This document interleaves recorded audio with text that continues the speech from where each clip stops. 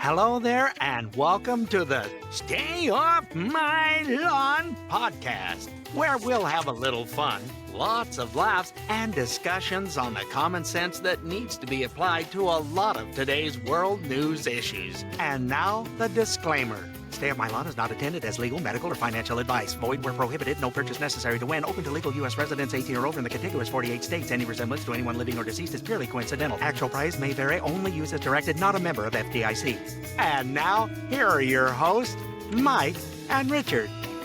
Aha. Oh, hey, that's us. How about that? I'm finally going over my notes here. We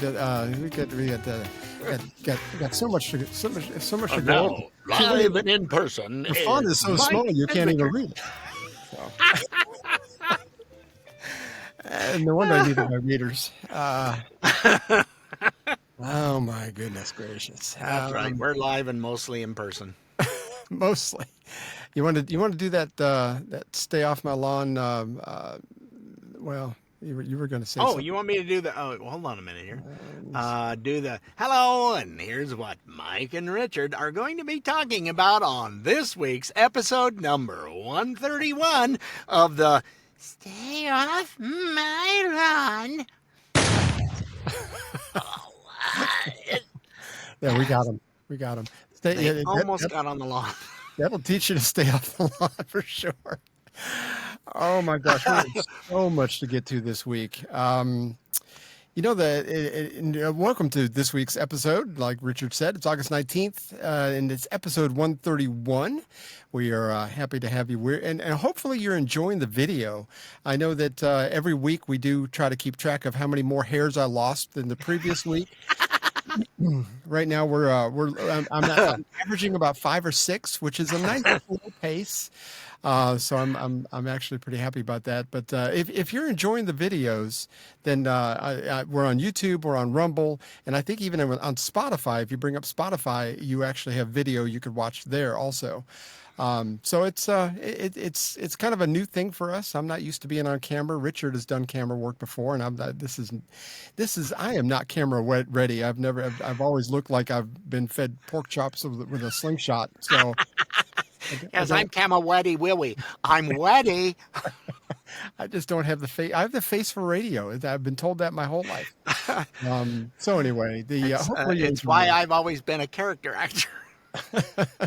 But if you are enjoying the videos and everything, please reach out to us, soml@duck.com, or you can call us at 706-383-9003, 9003. So leave us a voicemail, and we will, if we like it, we'll put it on the air. A lot of the stuff, it's so laden with cuss words and hateful stuff and terroristic threats. We just can't air it. Anyway, the left. We love the left. We really do. Well, if there wasn't the left, what the heck would we be talking about? Nothing to talk about. They don't even realize that they lie as much as they do. I think that it seems like they get in this mode, or people, and we've all known people like that. You can't trust if you ask them what time it is, you're going to get the right answer. But some say that crime in D.C., isn't so bad. Here's Chuck Schumer expounding on that. I walk around all the time. I wake up early in the morning sometimes and take a nice walk as the sun is rising around some of the Capitol and the other monuments and things, and I feel perfectly safe. They're full of it. Look, here's what they've done, Aaron. Plain and simple. Donald Trump wants to distract. That's his game plan. It's been his MO for his first term in the presidency and now. So he's trying to make this a distraction. What's he trying to distract from? Well, a lot of things, but above all, Epstein. We've been confronting him on Epstein very successfully, left and right, so much so that Johnson had to dismiss, had to send his house home early, and we called it the Epstein recess. Did he catch something from Joe? He can't even get through a sentence. Can't get through. Do you think if the Democrats they have seen all stuff on Epstein.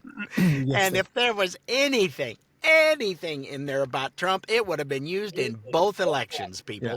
Like I said, 10 minutes, I said this before, 10 minutes after he came down the escalator in 2016, we'd have heard about Epstein, no doubt.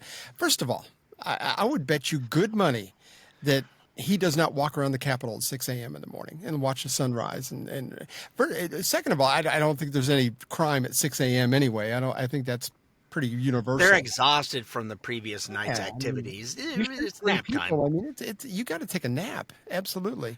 Not time for the second shift yet. And you know, with the whole Epstein thing, where were these people when Biden was in office? Nobody said jack for 4 years. And now all of a sudden they want to press him after he's been in office. You and I were talking off the air. 6 months? Are you kidding me? I mean, yes, he's promised to release it, but I mean, he's just disingenuous. He just is. I just can't stand it. Well, and you started talking about they can't remember what they were lying about and how things were going. You know, we've got the problem in D.C. where they said, oh, crime is down 30% from the high. It's down. It's still number 4 in the nation with a bullet. Or lots of them. With a bullet. Yeah. You know, you can say it's down, but when it was this high and now it's down to here and everybody else is down here, it's still high. But here's the other thing, and it has been coming out in the news about that as well, that somebody's been cooking the books. Yep. There's been whistleblowers that said we go to a crime scene and all of a sudden an upper crust shows up and says, no, a superior is there. It goes, no, you can't charge them with that. You got to charge them with this. We're not putting that in the book. That's not how they're getting. So it's going to make it look like the numbers went down if you don't report them. You know, that's been going on, and we were talking about that off the air too. That's been going on for a long time with the FBI. And of course, with any stats, you are trusting the person who's compiling the numbers. I mean, no matter what it is, I guess. And we learned that from COVID. Look at the numbers, how that was inflated. So you can't trust government officials to tell the truth, unfortunately. So, I mean, and I think I said it last week. It's like if a real bubonic plague comes down the line, somewhere along the line, most of us are not going to believe the CDC or the WHO or whoever is coming out going, hide your children. It's a bad virus. We're just not going to believe it. So, I mean, and it's probably going to be a lot worse than it could have been. Well, and there was more, Democratic lies with our friend Kevin out on the west coast of California. He was just PO'd to no end, and he's going, and they're going to have ICE out at the polling places, and they'll just be picking people. Why would ICE be at the polling place? You told us that illegal immigrants don't vote, so why would they be at the polling place? Maybe And it was funny, the guy who posted it pops up on the screen while this is going on going, huh? Did I just, what? That's a good question. It's the new Home Depot, maybe. Oh, my God. I don't know. It's like, you told us that they're not voting. Why would he go to the polling places? Boy, that's a great question. Great question. And again, we have the references for COVID. They said, well, you know, flu cases are down because people are social distancing and wearing masks. It's like, well, so why is COVID still growing? I'll get back to you.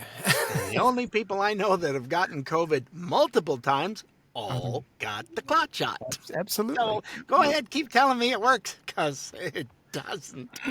And to be fair, I mean, the way it was presented to us, I understand why you might have gone down that road. Totally understand.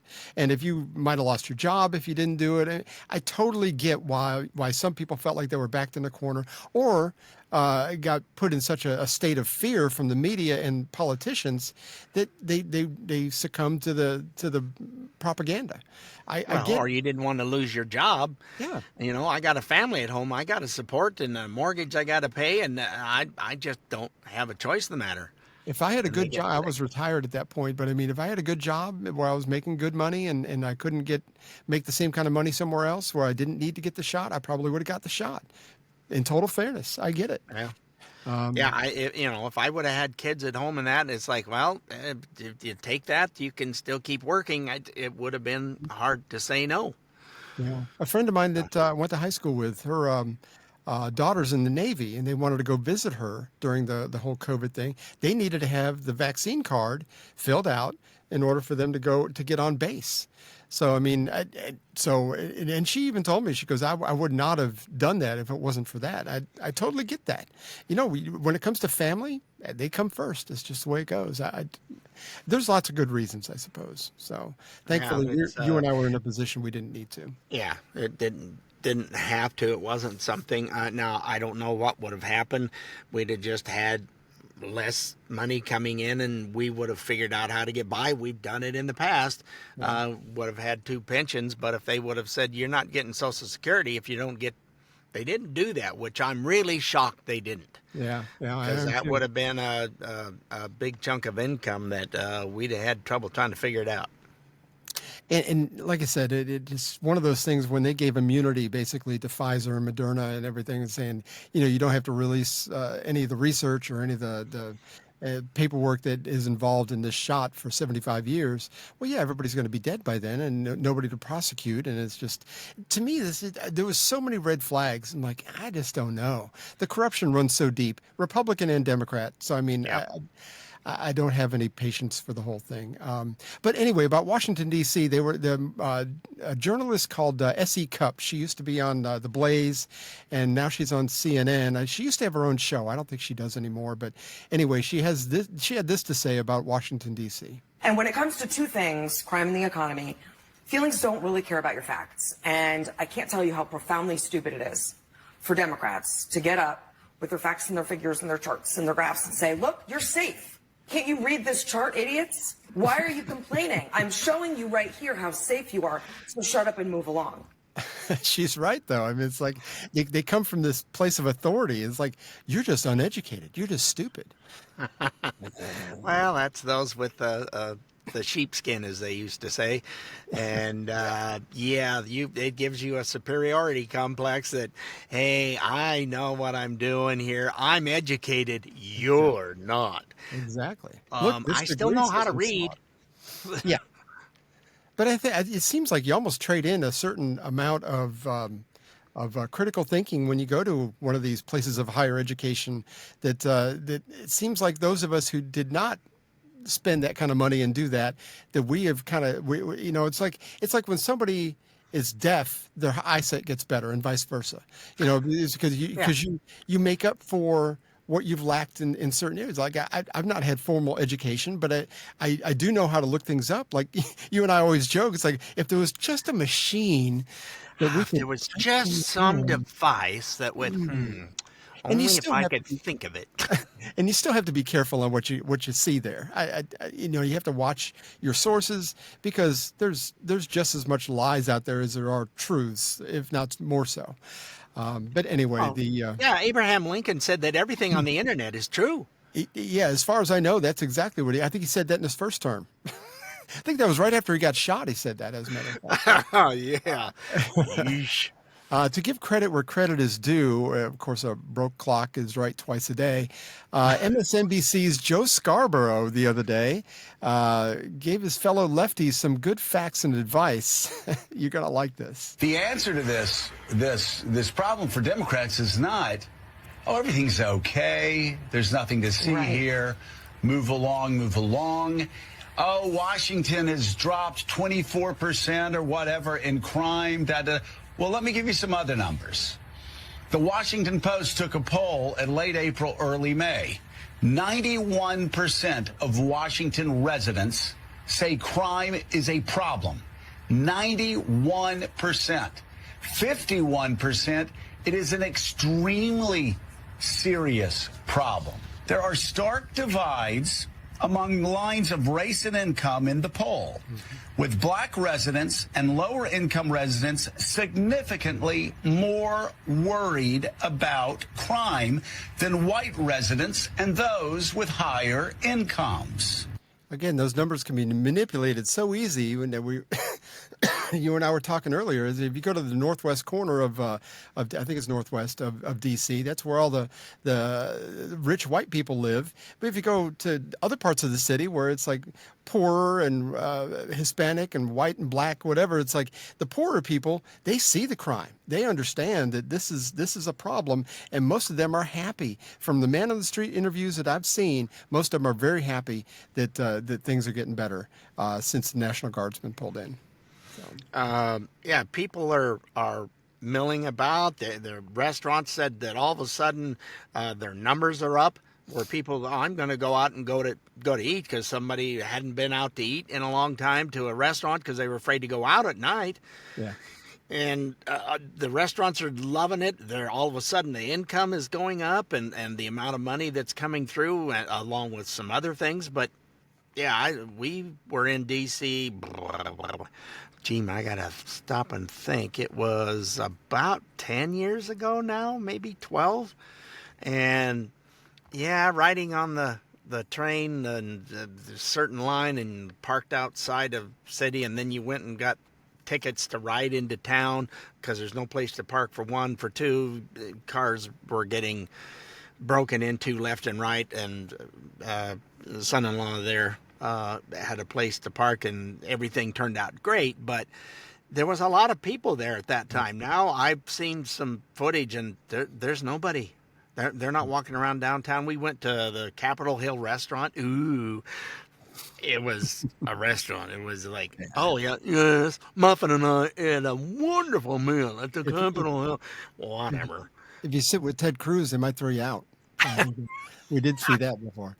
But yeah, I mean, things have gotten so much worse just in the last 10 years. Like you said, I mean, it's like, and you know, that should be a shining jewel. I mean, for America. I mean, if you go to Paris and London, we talked about that last week. You go to any of these places, even if you go to, you know, like a smaller country, their capital city is just beautiful. It's clean. It's I don't know. When your chief of police doesn't even know what chain of command means, I'm saying that's somebody who has large letters attached to her name, DEI. What do you mean? I don't understand. I don't know what that means. Clue. Yeah. And then Muriel Bowser jumped in there to save her. But yeah, I mean, how do you not know what chain of command is? But being a police chief, you would think that that's part of your everyday vernacular. You would think. You would think, but apparently not. Our buddy Scott Jennings on CNN blew the lid off this on his radio show the other day. This is a little bit lengthy, but he makes some great points. And well, if you watched any cable news over the last several days, you no doubt heard an anchor or another anchor or another anchor or another pundit or another commentator, one after the other, claiming that Washington, D.C.'s crime stats are at a 30-year low, all in their quest to discredit President Trump's move to bolster the police in our nation's capital. Well, it turns out, and most thinking people knew this already, the stats were fake. Now we have the receipts. The news site, Washington Free Beacon, which I cannot recommend highly enough, dropped a blockbuster story this morning proving that the Washington Police Department intentionally falsified the crime statistics. According to internal records and communications reviewed by reporter Elena Goodman, police leaders repeatedly told officers to downgrade theft cases, knife attacks, and violent assaults to lesser offenses. See how that works? A whistleblower in the department filed a lawsuit and described the scheme this way. She was instructed to downgrade a number of felonies to misdemeanors so that there would be fewer felonies in the statistics. She also provided records showing that police leaders explicitly instructed their subordinates to underclassify certain instances of theft to keep them out of the crime stats the city reports to the public. Folks, we have entered an era of unrepentant propaganda brought to you by the people who are supposed to give you the real stats, the real news, tell you the real truth. No wonder trust in media has cratered to all-time lows. Washington, D.C. is not a safe place. Anyone who lives there or visits often knows it. But because Donald Trump decided to do something about it, the propaganda machine whirred to life to discredit his decision.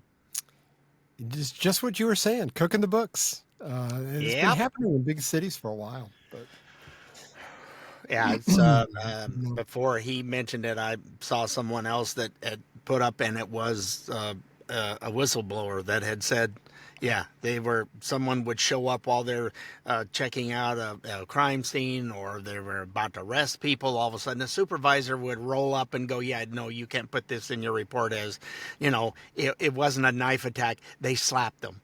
So it goes down to a misdemeanor. Well, Captain, we have a dead body. It's a misdemeanor. Jeez. It's just incredible. We are up against the break. When we come back, we're going to hear from Harry Enton, another one of our favorite people from CNN that doesn't mind dropping truth bombs. And I love his enthusiasm, too. It's just a riot. With the New York accent, it really kind of drives it home, too, for some reason. I really like it. So hang in there. We'll be right back. Mike Tarnow, Richard Durrington. The Stay Off My Lawn podcast continues next. Bud Light presents Real Men of Genius. Real Men of Genius. Today we salute you, Mr. Handlebar Mustache Wearer. Mr. Handlebar Mustache Wearer. It takes a real fashion pioneer to know some things never go out of style. Like facial hair from the 18th century. With a little wax and a twist of your fingers, you're an instant man about town. You may not be a Civil War general, but with a handlebar mustache, even a simple computer programmer can rally the troops. Heaven knows we wouldn't be caught dead with one, but it looks good on you.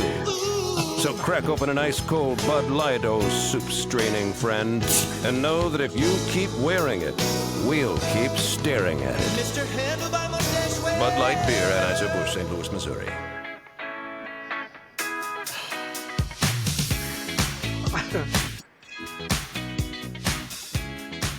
I used to think they were cool back in the 70s when people would wear them. I mean, it's like I had one. I still can't grow much facial hair, so I mean, it doesn't matter to me. I had a handlebar mustache. The curls were about the size of a quarter. Really? Oh yeah, it was. And if you didn't wax it up, you're constantly eating it. Were you auditioning for Mount Rushmore? I mean, what was that? I don't know.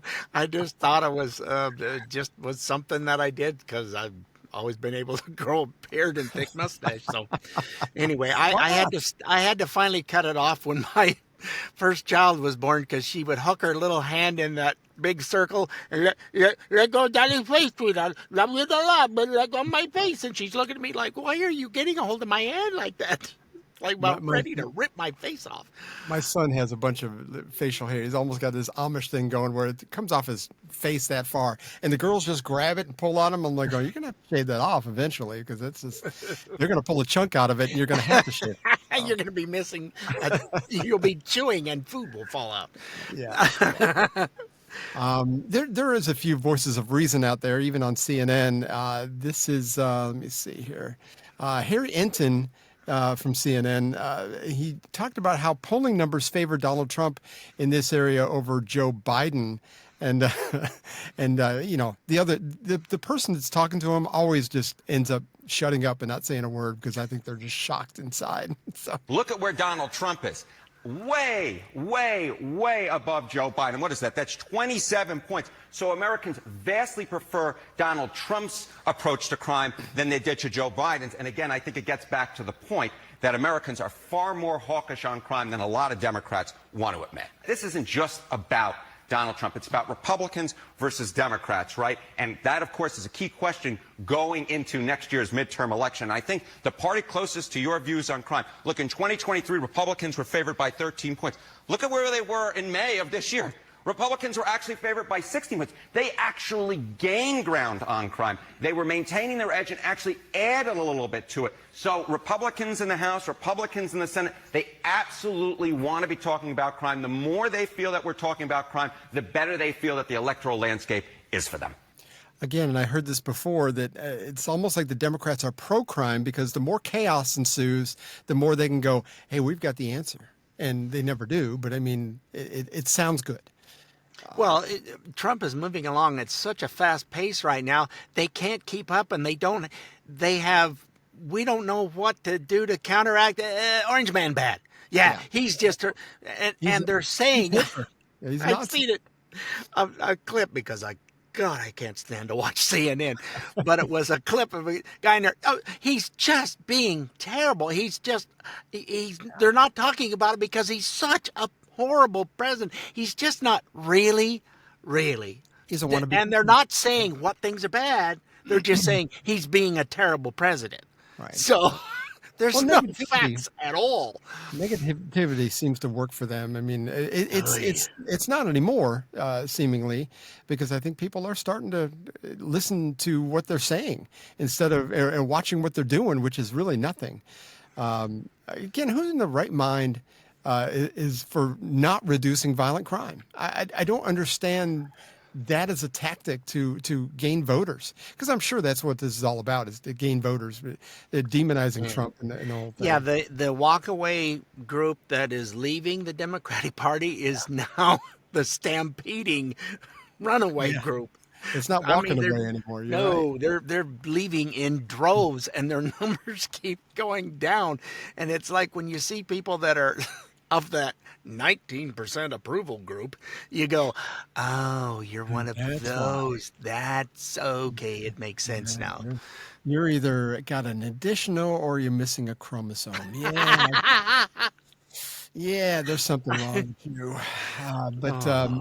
Again, Mr. Enton had some even bolder things to say about good old Donald Trump. The orange man, good, is what he had to say, basically. The Donald Trump administration is arguably the most influential this century, and probably as well dating back a good portion of the last century as well. Love it, like it, lump it. Trump is remaking in the United States of America. Let's talk about tariffs first, right? There's all this talk that Donald Trump always chickens out when it comes to tariffs. No tacos for Trump. The effective tariff rate, get this, it's 18%, the highest since the FDR administration in the 1930s, up from, get this, just 2% last year. From just 2% last year, we're talking about an effective tariff rate level, get this, 9 times as high this year than last year. But it's not just on tariffs, which of course Donald Trump ran on, in which you're seeing a tremendously influential presidency. What about immigration? Of course, Trump ran and has always run on a very hawkish immigration platform. Get this, 2025 net migration in the United States down at least 60% from last year. In fact, we may be heading for the first time in at least 50 years in which we have net negative migration into the United States. And last year, of course, in 2024, the net migration in the U.S. was 2.8 million. This year, we might be talking about negative net migration. My goodness gracious. Now, of course, this is part of a larger story, as I was mentioning. We're talking about immigration, net migration. We're talking about the effective tariff rate.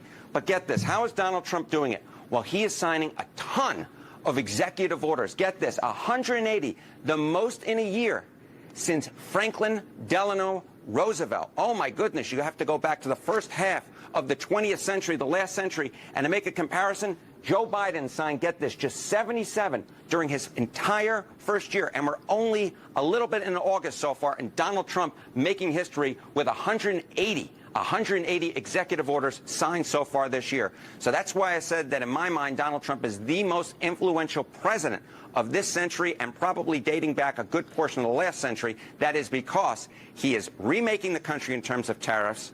He is remaking the country in terms of net migration, and he is remaking the country in terms of how much policy changes he's putting through in executive orders. As I said, it truly is history making. Love it, like it, or lump it. You know, the thing with tariffs especially is that they all said that our prices are going to go through the roof, and it hasn't happened. I mean, they're not lower. I don't believe, but I mean they are at least flat, and with all the revenue that they've been bringing in from the tariffs. Well, and there were several companies that were, well, we're having to raise rates because of the tariffs. And then you go look stuff up and nothing they're doing has anything to do with the tariffs. And now they're losing business like nobody's. Walmart's one of them. They're just gone. Yeah. And of the 77 executive orders that Biden did, 40 some were undoing what Trump had done the previous. So he had nothing to offer the country.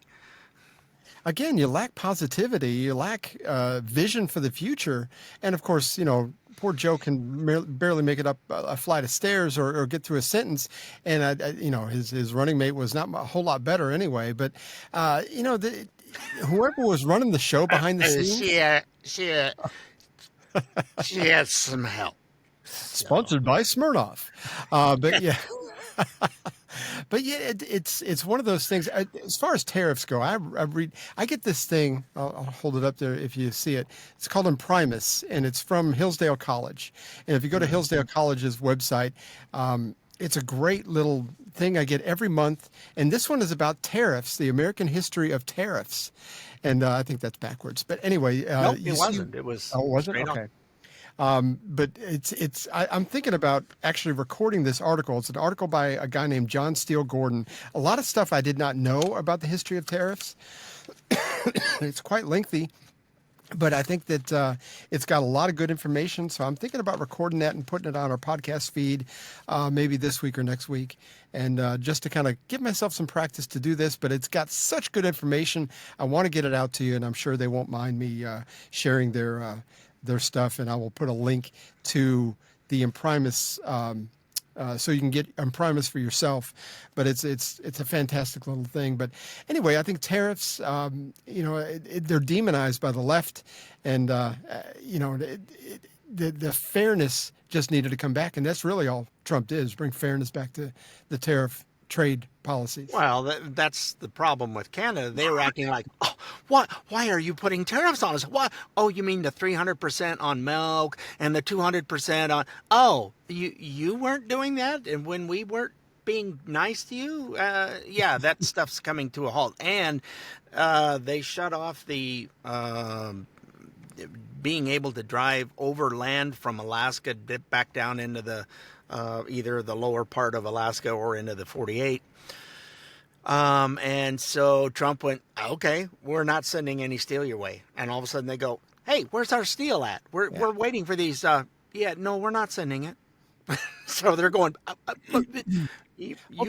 go ahead. It's not hurting us. You're the one that's tearing your country apart. Exactly. And he did the same thing with India. I don't know if you read about this. It's like India was buying a lot of oil from Russia prior to, let me see, what year was that? Prior to 2020, I think it was, they were buying 1% of their oil from Russia. And now they're buying a third of their oil from Russia, 33%. So, but the problem is it's very similar to what China does with Vietnam, is that they're buying the oil from Russia, repackaging it, saying it's a Indian export, and sending that to Europe and selling that to European countries. And it's terrible oil anyway. It's very dirty as oil goes. But that's what they're doing. So Trump was like, you know what? You continue to do this, you're going to be sorry. And they're paying higher tariffs on things. And there's they were told. It's not like it's a surprise. You do this, this is what's going to happen. Just like when we both raised children, and it's like, okay, you do that, here's the consequences. Well, you did it. Don't be surprised about your consequences. And it does sound like he talks to them like children, but a lot of times they act like impetuous children. They're not doing, it's incredible. I don't know. Impetuous is the word of the day. Anyway. Wow, you're quite the vocabularian today. I had very good coffee today. Very good. Oh, gosh. Well, Trump has met with Putin in Alaska last Friday. And, of course, he had another meeting yesterday. He said the meeting was a 10 out of 10 when he posted on Truth Social that it was a very good meeting. And during a joint press conference, and maybe you saw about this or not, Putin admitted that the war probably would not have happened had Trump been president at the time. So, I mean, for Putin to say that, I don't know what his motivation for saying that is. I think there is a little bit of bootlicking going on, because when you got somebody who's a lot stronger than you, you're going to give up your lunch money if you don't want to get beat up every day. I don't know the dynamic, but I mean, I know that, Oh, it was a good meme of those two when they were walking down there, and people, the left has nothing to do but complain about stuff. It's like, can you not be positive about anything? Nothing. Walking on the red carpet, what's he doing? Or like what? He was supposed to get off the plane and Trump was going to knee him in the groin or something? I don't get it. But while they were going down the red carpet, they had the flyover. And the meme is bomber went over with the he goes, Trump's telling him, you see that flying wing bomber up there? Yeah. Your radar doesn't. That's right. Did he say that? I don't think he said it. That's just a meme that was. I could see him saying that. Yeah. Your radar would never see that up there? Your radar doesn't. Oh my gosh, that would be perfect. Even the New York Times reporter said that Trump was way more effective during his second term, which is like, that's sort of like the devil saying, Jesus is a great guy, but you need to follow me instead. It's incredible. Hillary Clinton actually weighed in on this.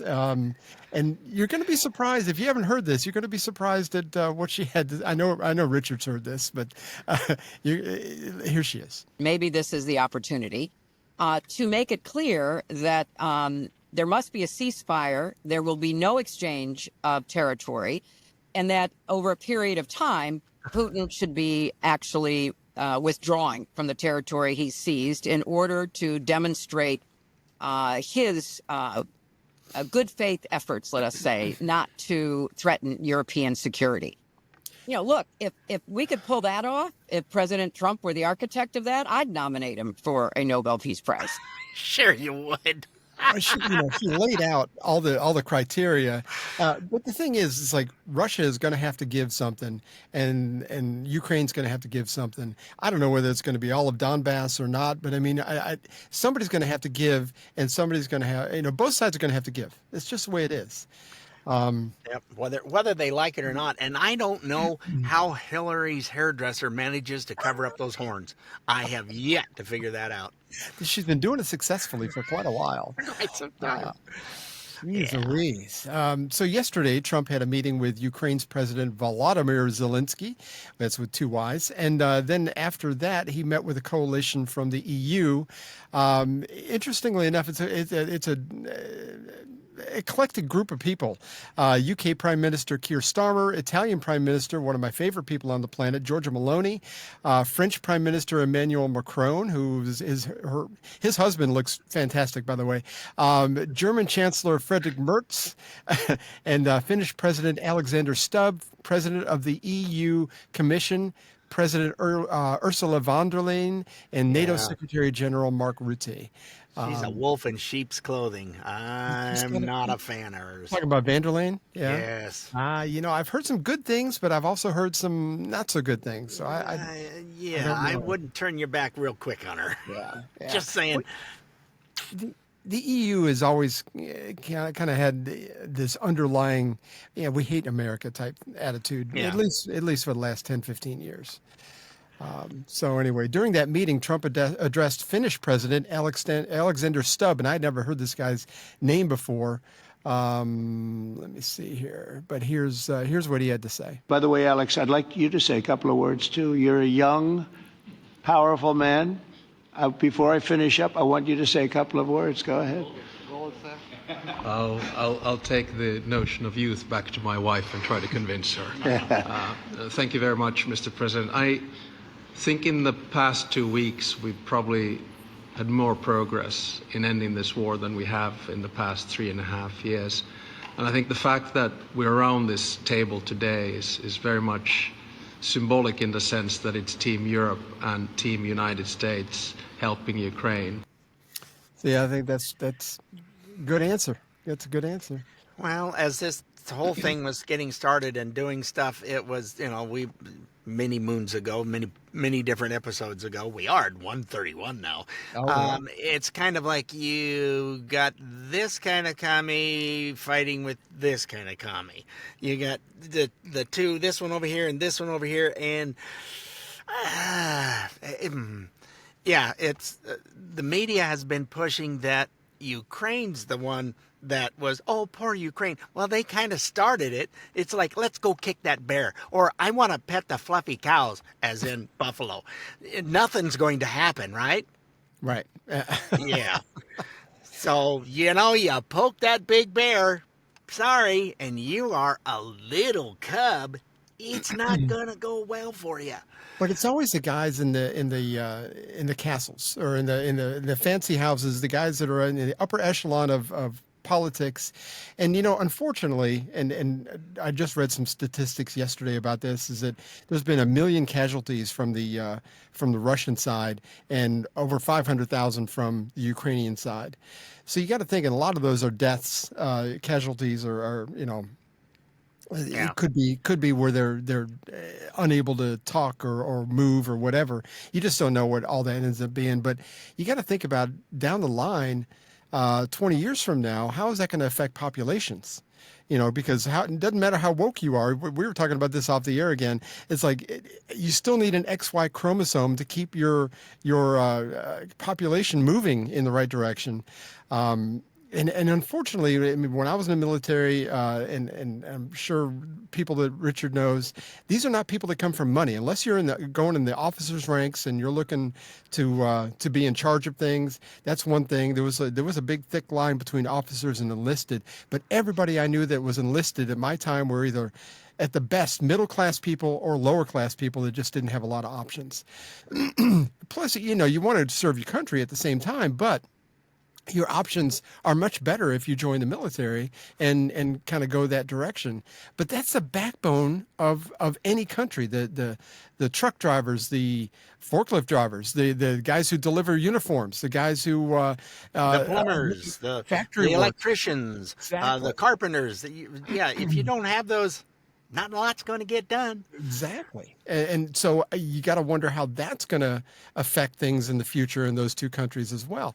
And like I said, those are the people who pay the price for this. Those are the people who lose their brothers and their mothers and their fathers. And, it's like, it's just so sad that those are the none of them people wanted this war. I would bet you money that none of them go, yeah, kick Russia's butt. I don't think the Russian kids care for this. They don't want it. They're conscripting people now that are 50 years old. My wife was telling me yesterday. So I'm like, they're running out of people. They got to stop this. They really do. Wait, I can't shoot. Where's my glasses? What? I can't see the end of the. Yeah, it's like, come on, man. Where's the end of this rifle again? I'm looking down the barrel. But yeah, I mean, stuff's got to change. And Trump is so right about this. And I don't praise him all the time, but he is so right about this, that the killing needs to stop. Yep. And I agree. And there's no point in it. It's like I say, somebody kicked the big bear. The big bear goes, "Oh, you're not kicking us." And it's, we got, and they're, especially in poor old Zelensky land, they are literally grabbing people off the street and sending them to the front because they don't have anybody to go fight. They're running out of people. And when all this started, a lot of people left the country. A lot of people with families or whatever. I mean, I don't blame them at all. They grabbed their families and they moved to Poland. They moved to wherever. They just got out of Dodge. I don't blame them. Yep.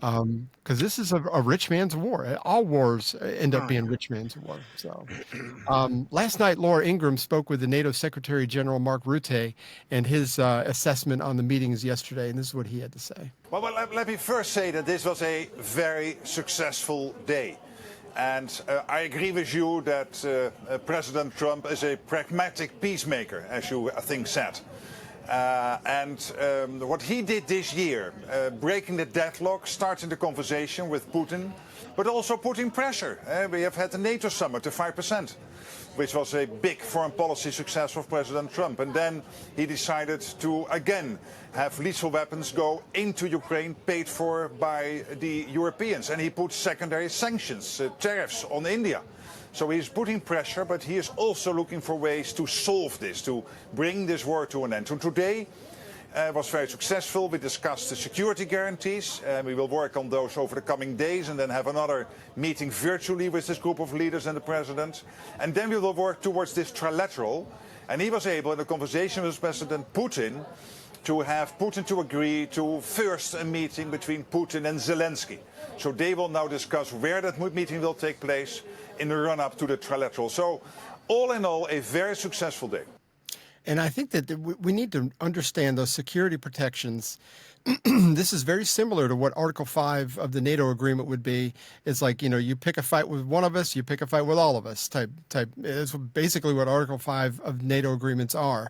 But we cannot have Ukraine joining NATO because of the agreement we made with Russia a long, long time ago. So this is a very fine line that he's got to walk. Supposedly, Trump got Putin to agree to these security protections, very, very much like an Article 5 type agreement. So I'm kind of surprised. But, if anybody can do it, I think it's him. Well, he talks from a logical sense and then goes, and again, I think he's talking about, okay, you need to do this. You don't do that, then this is going to happen. Right. It's up to you. Exactly. Yeah, there's going to be ramifications. Of course, Arnold Schwarzenegger seems to hate being out of the spotlight for 5 minutes. Had this criticism of President Trump. There's still people that live in denials. There's still people that don't believe in masks. There's still people out there that say, well, we don't have to do social distancing and all this kind of stuff. There is misinformation. Wait a minute. I think I got the clips backed up. Hang on a second. Sorry. Hang on. President Trump, I go. just saw your press conference with President Putin, and it was embarrassing. I mean, you stood there like a little wet noodle, like a little fanboy. I mean, I was asking myself, when are you going to ask him for an autograph or for a selfie or something like that? I mean, you literally sold out at this press conference our intelligence community, our justice system, and worst of all, our country. So you already have a preview of He was present, was he? He was there while they were. It sounds like he was in the room and everything. Yeah, he got a good view of the wet noodle somehow. And I'm not touching that. Nope. I'm not going there. I'm using his words. I don't know. Arnold lost all credibility with a lot of people. Well, especially when he was saying, screw you and your liberties, get the shot. It's like, really, bite me. I've got that clip, and that's what I'll play right now. So there's still people that live in denials. There's still people that don't believe in masks. There's still people out there that say, well, we don't have to do social distancing and all this kind of stuff. There is misinformation out there. And my point of it was basically, look, there's no one that knows more about a bicep than I do, because I studied this issue for 50 years. And the same is also with the virus. There are people out there that are experts that study this year after year after year, and that are experienced, like Dr. Fauci, that has been in this, probably for his entire life. I mean, why would you not believe someone like that? So, and there's so many other scientists out there and experts on this subject. So I believe them and I follow them very carefully. And of course, sometimes things are happening that are unexpected. So then you have to make the adjustments and all that. But I think people should know there is a virus here. It kills people. And the only way we prevent it is to get vaccinated, to wear masks, to do social distancing, washing your hands all the time, and not just to think about, well, my freedom is being kind of disturbed here. No. Screw your freedom. We should not forget the way people acted during COVID. Yeah, no, I have not forgot that. And everybody that he mentions crookeder than a dog's hind leg. Yeah. Pfizer knew there was problems. Fauci knew there was problems. They all knew about it. Don't give me that. It's like, and when you started digging into stuff, as the wife was digging into it before I got into it, she goes, we're not taking that. There is no way. Yeah, So Barbara and I did research right when it first came out. And I said, and the big red flag for me was something called mRNA. It's like, I don't know. I don't want some DNA being changed and stuff that's happening. And they shut off folks from the funeral homes. The funeral directors were saying we can't. People that are were dying from the shot. They could not embalm them, if you will, because of all the stuff that was happening from the mRNA in their bodies was plugging up their machines, and they were shut down if they didn't stop talking about it. And of course, it doesn't affect everybody that way. But I mean, there's a significant number of people that it did affect that way. But you think about what Arnold had to say too. Is like you mentioned Fauci. I mean, crookeder than a dog's hind leg.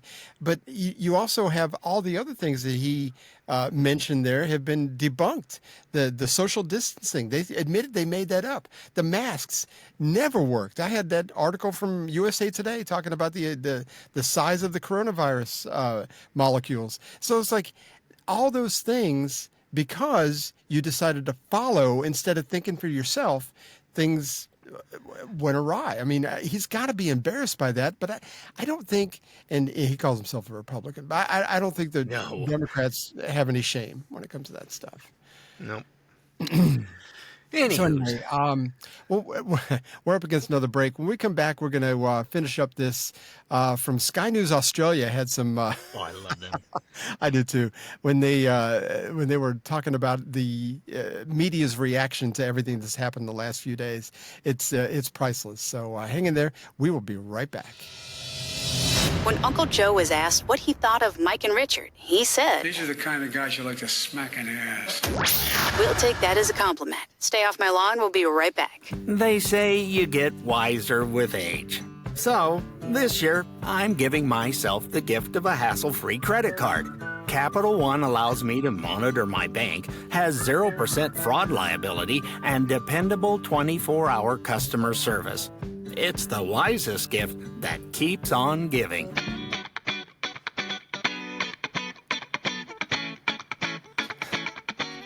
The gift that keeps on giving. All I can think of is sexually transmitted diseases. But anyway,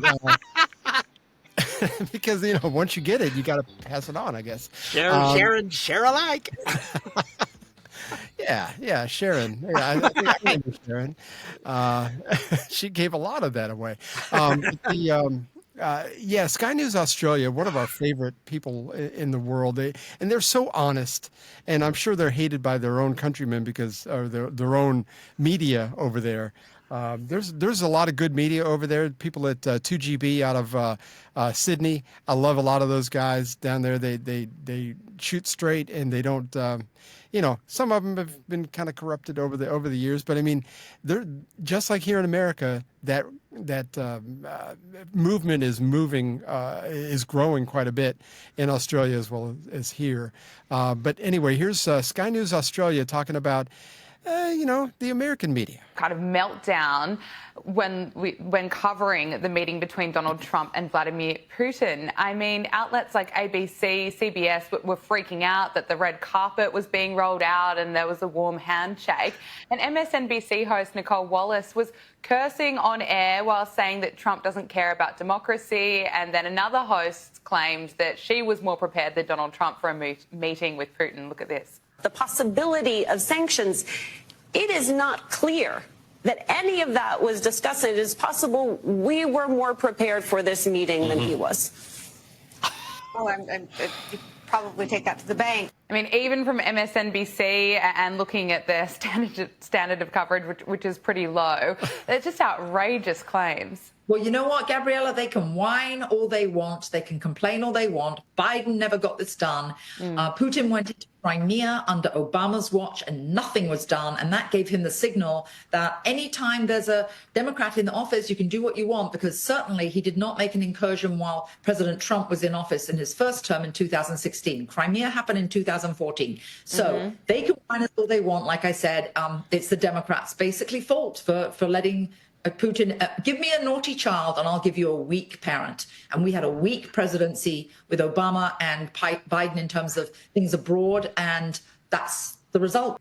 I think the naughty child, weak parent is a great. What a comparison. super analogy. I'm with you on that one. It's like, I forgot I'd heard that. That's, that. Bravo. I say bravo.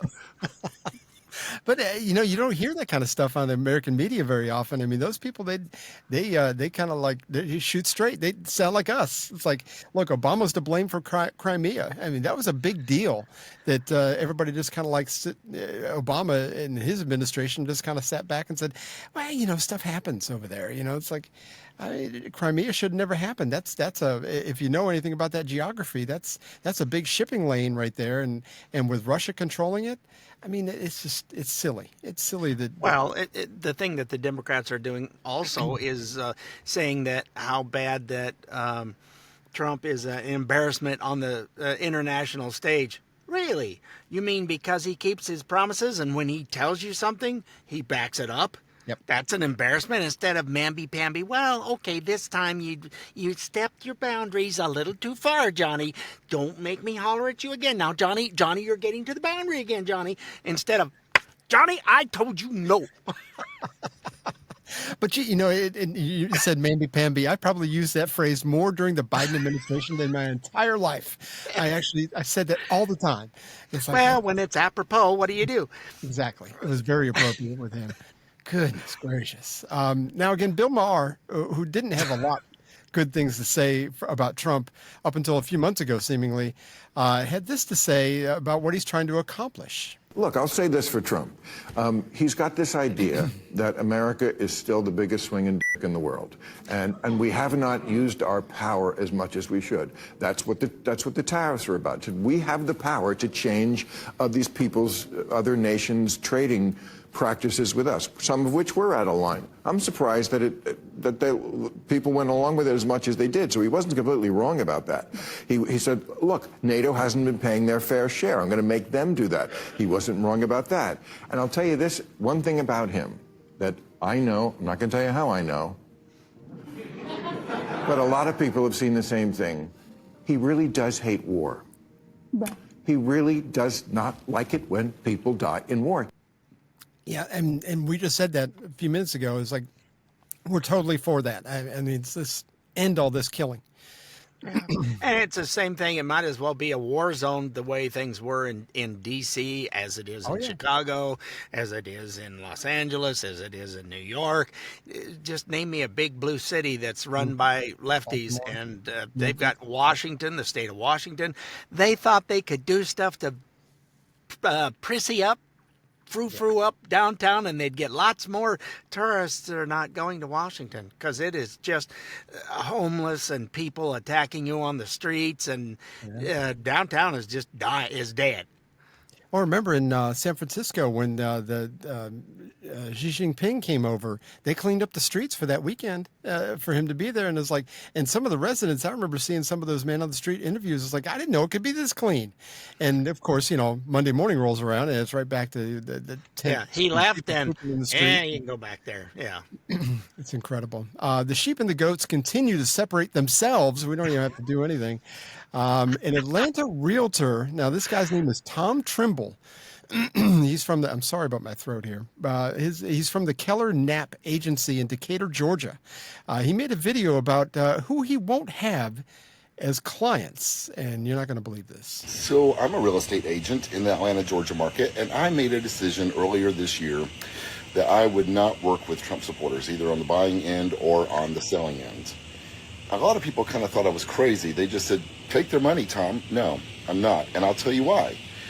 Number one, everybody deserves to have a real estate agent who respects them. And I simply don't respect Trump supporters because they have aligned themselves with a man who I feel is evil. And I can't respect someone who does that. Secondly, I don't want to necessarily work hard to put money in their pocket. Let them figure it out. Let them go find somebody whose beliefs align with theirs. That's not me. If only there were other real estate agents they could go to. Anyway, so you're in business to make money, and you just poo-pooed on your half of your clients. Yeah. So, and if Now, you get outside of Atlanta, And even in Atlanta, it's, that's why it's a swing state. It's half and half. It can be. It can be, especially But Decatur, the DeKalb County area. You've got the rich suburban Democrats, a lot of them liberals that live there, but you still have it's probably still 50-50. You still got Republicans that live out that way too. So yeah, you're thumbing your nose at half your clientele. Why would you do that? I have not figured that part out. That just makes absolutely zero business sense whatsoever. And again, it is a liberal who's saying, I just think he's evil. Yeah. Okay, why?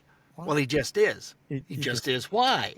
Well, it's because he just makes me feel that way. Well, how nice. And they can't answer the question. All they've done is heard, or they've heard. Could be either way. on post either. News, radio, propaganda machine telling them he's evil. Well, that's all I need to know. Okay, I want to know why. I don't care who you're talking about. Why are you saying that? What gives them that title? What have they done? Yeah. And they can't come up with anything. If I feel that way about somebody, and there's some TV preachers I feel that way about, I can give you specifics why I feel that way. It's like because they vary from what they should be teaching, and they're all about money, and they're so I've got reasons. But you can't just say he's evil and he's Hitler and you don't have good reasons. They're just again, it's the whole following somebody that I think is smart, and instead of thinking for yourself. And I think that's where these people fall down on their face. Two things when I heard that, though. It's really funny, real quick. Tell me you're a Bud Light drinking, Howard Stern listening person without telling me that's because that's what it sounded like to me, because he sounded a little light in his loafers. But and that's fine. He does whatever he wants. But some people are saying that this could actually be a violation of the Fair Housing Act and the Realtor Code of Ethics to eliminate some or not work for some people because they have a differing opinion than you. It's a different kind of racism. You've got, you're a Republican, and somebody was going to stay at a bed and breakfast that was out on a farm somewhere, and they pulled into the driveway and said, "No, we're canceling. We're not staying here anymore." Okay. How come? Because of that sign over there. And it was a Trump sign on that, not a big one, just a little one over on the edge of the fence. And they look, you're that bad. I don't want you here either. Did you see some of those Trump signs that people were leaving out there, and they were kind of booby trapped to throw pepper spray or whatever? And people pull them up and they're like, "Oh, I can't believe that!" Or they get the glitterized or whatever. It's like, I love that. One of my favorite things. Anyway, we'll finally move on from that. But anyway, if you're in DeKalb County, don't call that guy. His name is what was it up here? Tom Trimble. So stay away from Tom Trimble if you think that that's wrong. First Lady Melania Trump is suing Hunter Biden for a measly $1 billion. He's gonna have to sell some paintings. He's gonna have to sell some paintings. Yeah. For false and defamatory comments when he was interviewed last month. Remember, we played a clip from that last month of some of that interview that he's trying. Somebody said he's going to maybe try to run for president. By the way, in case you hadn't heard, he's also in trouble for the paintings because he bought somebody else's paintings like on a flea market thing for $80 and then sold them as his. Oh no, I did not hear that. Yeah, he covered up the name and whatever, and somebody's going after him for that. Those were my paintings, not his. Well, if it couldn't get any worse for him, he's getting sued for $1 billion. But anyway, he said that she met Donald Trump through Epstein, and that they both had close ties with Epstein, basically throwing her under the bus with the whole Epstein thing. I mean, Donald's used to that, but they're saying that she had nothing to do with Epstein. She's filing this lawsuit. That she was deeply involved and nefarious and the whole thing. Anyway, here's Hunter's response to all that with the same guy that interviewed him last month. Ladies and gentlemen, the day of presidential litigation has arrived. It's lawsuit time. In my hand is a legal demand letter addressed to Mr. Hunter Biden from the First Lady of the United States, demanding a retraction of Channel 5's video called Hunter Biden Returns, in which Mr. Biden here makes some speculative comments about the relationship between Jeffrey Epstein, Melania Trump, and Donald Trump. He didn't make these claims out of nowhere. They come from another journalist named Michael Wolff, who is a biographer that actually spoke to Jeffrey Epstein. But now here we are. And I've got $1 billion document in my hands because Mrs. Trump is seeking $1 billion in damages if we don't take the video down and if Hunter here doesn't issue a formal apology to Mrs. Trump. So now we're here maybe to give you the platform to apologize to the First Lady for your statements that you made about her possible connection to Jeffrey Epstein. That's not going to happen. He just gets up. Is he a tough guy, stupid guy? Joe says he's the smartest guy he knows. So, I mean, I don't know. He hasn't got two sticks to rub together to make a fire. Nope. He's got two brain cells. One's lost, the other's looking for him. So there's a lady that Richard and I both follow on socials she calls herself Conservative Mama. And she's really, really good. She put out some great content last week. She put out a post compiling all the lies that we've been told in recent history by politicians and the media. And I think that I'm going to hang on to this. I think we should play it often because we should not forget. We are very forgiving and forgetting people. We should not forget these things. So it's too good not to share. So here we go. You were told that Hillary had a 98% chance of winning the 2016 election. You were told that COVID came from bats. You were told that Hunter Biden's laptop was Russian disinformation. You were told that during Joe Biden's presidency, he was cognitively fine. You were told that Trump colluded with Russia to win the 2016 election. You were told that Trump built cages at our southern border and was keeping children in them. You were told that Trump called white supremacists very fine people. You were told that Joe Biden had no knowledge of Hunter Biden's business dealings. You were told that January 6, 2021 was an insurrection. You were told that Trump called our fallen soldiers suckers and losers.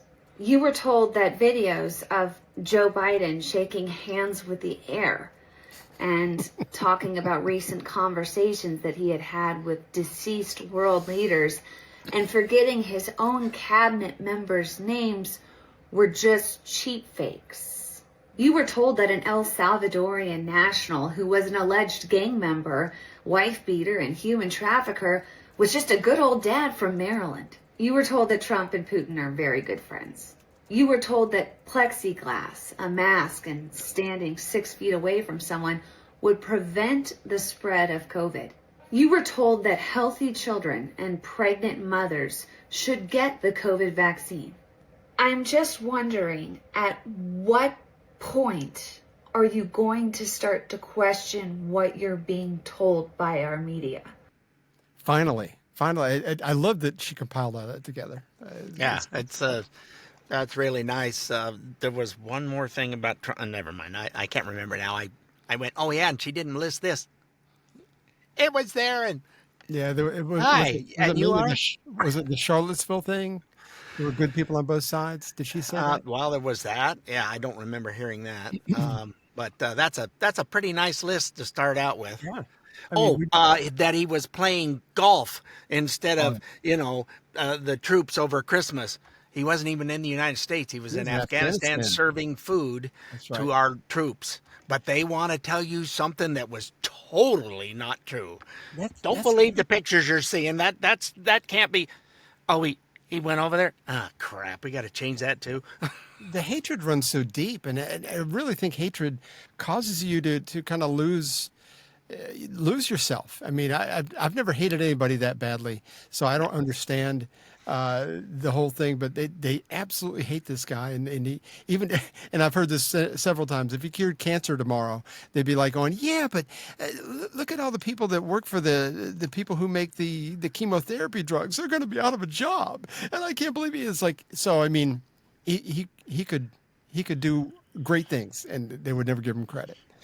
Oh, he's done more in the 200 days he's been in there, or close to 200, whatever it is now, right at that, I guess, than Biden did in 4 years. Oh, no doubt. Or And Obama, for that matter. and Biden did destructive things. Obama might have had a couple of things. I can't say that I disagreed 100% with everything Obama did, but probably 98% of it, I was like, you are just not good for this country. And no, if you're wondering, it had nothing to do with race. I didn't care. I liked Biden even less, and he's a white guy from Delaware. He's as pasty as they come. Have you seen him on the beach? Exactly. Planes are going, someone's in trouble. There's a signal. Anyway, we need a palate cleanser after all that. We are actually way over. I did that on my second break. I lost it. But anyway, we got so involved. What happens? Yeah, we never talk that much. I can't even say. And we had such short bullet points during the promo. And it's like going, we should be fine. Shortest promo ever. It's like barely 4 minutes. Yay. The show, not so much. Anyway, this is a Paul Harvey rest of the story about a guy who made a big impact on American society and somebody you probably never heard of. And now? The rest of the story. It was America, but in the days before there were states to be united, so it was the wrong place and the wrong time for Jean-Baptiste Dusable. He was a Frenchman, where and when being French was a punishable offense. He was a black man, where and when black men were in chains. He was a man in the middle, caught between conflicting prejudices. But most frustrating of all, Jean Dusable was a well-educated, highly intelligent, civilized man, alone in a world that had yet to be civilized. Jean Dusable was a child of the West Indies, born black in French Haiti. His father was a distinguished man, the owner of a prosperous coffee and hardwood plantation. His mother was killed in a Spanish raid when he, Jean, was 10. The boy was educated at the St. Thomas Catholic School, was afforded the advantages that one might imagine of a youngster from such a prestigious Haitian family. And then one day when Jean was 19, his father summoned him. The boy was a man now, and there was so much of the world yet to be seen. He, Jean, would begin that last most important part of his education by boarding his father's ship and setting sail for New France. New France, that meant New Orleans. And so on a spring morning, 1764, young Jean Dusable embarked upon the rest of his life. Figuratively and literally, it was to be anything but an easy voyage. A hurricane destroyed his father's vessel off the coast of Florida. Jean made it to shore. His money and his French citizenship papers did not. Arriving in New Orleans, he learned that black meant bondage. Of course, he was no runaway slave, but he couldn't prove that. He had no papers to verify his free status. So he sought refuge in a Catholic mission. He might have written his father for money, might even have returned home to Haiti, but his youthful pride prevented that. Instead, he would journey northward beyond this New France into British territory. And he did. And years passed. And yet, how might anyone have predicted the increasing tension between France and England? How could Jean have foreseen the day when he would be arrested and imprisoned by the British because he, Jean, was French? He was released after several months, and one can imagine the emotion of that occasion, the vows under the breath of this cultured man lost on an uncouth continent. To the British, he was French. To the French, he was black. And finally, ironically, almost humorously, to the Indians, he was white.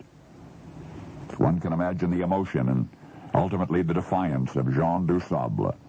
The brunt of kaleidoscopic prejudices, a man in the middle, determined single-handedly to civilize some corner of this dismal domain. And he did. And he did. As a trading post and a little 5-room house on the southwestern wilderness shores of Lake Michigan, a haven was hand-carved by a frustrated individualist named Jean-Baptiste Dusable, a refuge of his own creation from the tyrannies and the suspicion of smaller men. A simple, quiet retreat which he founded. A retreat which he alone founded that ultimately became a community of individualists, grew into a town, flourished into a city. a city called Chicago. And now you know the rest of the story. I had no idea. I never heard that name before. That's fantastic. No, you never know how things. It all starts somehow or another. Somebody had to start it, and that's interesting. How that's who started it. So sure, that was 100 years before Lincoln when he got here. Think about it. How he's right. It was just so not even human the way people acted back then. I mean, it was just incredible. So anyway, I thought that was pretty good for us. So yeah. We hope you were somewhat informed and had fun like we did. I had way too much fun, I think. Don't forget you can find us on iTunes, Spotify, iHeart, Amazon Smart Speaker, Rumble, or wherever you get your podcasts. And if you got lost where to find us, just go to our good old website of StayOffMyLawn.us for all our past and present episodes. And don't forget, on Spotify, you can watch the videos, and on YouTube and on Rumble, you can watch our pretty faces deliver this this wonderful podcast, heard in 45 countries now. That's right. We are quite the thing. And we'll see you next week, folks. Doodles, thanks again for listening, and don't forget to tell others we appreciate it. Have a great day.